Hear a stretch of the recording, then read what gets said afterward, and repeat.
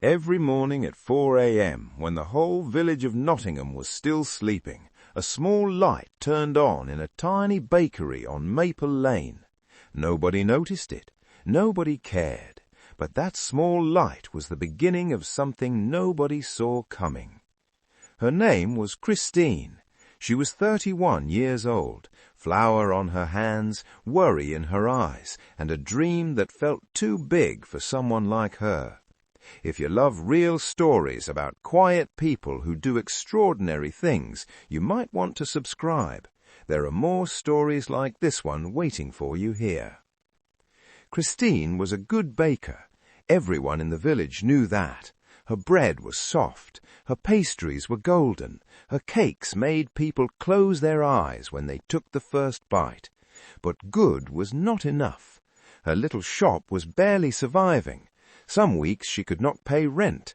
Some mornings she baked all day and sold almost nothing. She watched other bakeries in the city grow. She watched people with less talent open bigger shops and get famous online, and she sat with her hands in her lap at night, wondering what she was missing. She worked hard, she really did, but hard work alone was not moving the needle, and she could not figure out why. One rainy Tuesday afternoon, an old black woman walked into the shop. She wore a long brown coat and moved slowly with a wooden cane. She did not look at the pastries. She did not look at the menu. She just sat down at the small corner table and looked at Christine for a long time. Christine brought her a warm cup of tea without being asked. The old woman smiled and said something Christine never forgot. She said, "Child, I have watched this village for 60 years, and I have seen many talented people come and go. You know what separated the ones who made it from the ones who disappeared?" Christine shook her head. The old woman pointed out the rain-streaked window and said, "The river out there does not rush. It does not shout. It does not try to be a waterfall. It just moves every single day in silence, and over time it carves through rock." She stood up, left a coin on the table, and walked out into the rain. Christine stood there holding an empty tray and thinking about a river. That night Christine could not sleep. She opened her old journal and wrote one question at the top of a blank page. "What is the one thing I do every day without fail?" She stared at that page for an hour, and the honest answer scared her. Nothing. She baked when she felt like it. She promoted her shop when she remembered. She planned when she had energy. She was talented, but she was inconsistent, and inconsistency was quietly killing everything she was building. 3 months passed, then 6. Then, one morning, Christine woke up to 400 messages.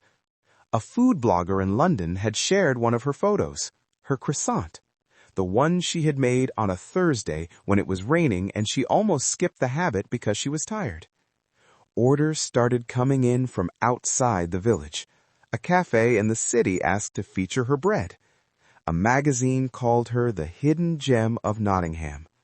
Nothing magical happened, no lucky break, no shortcut, just the river, moving every day, carving through rock.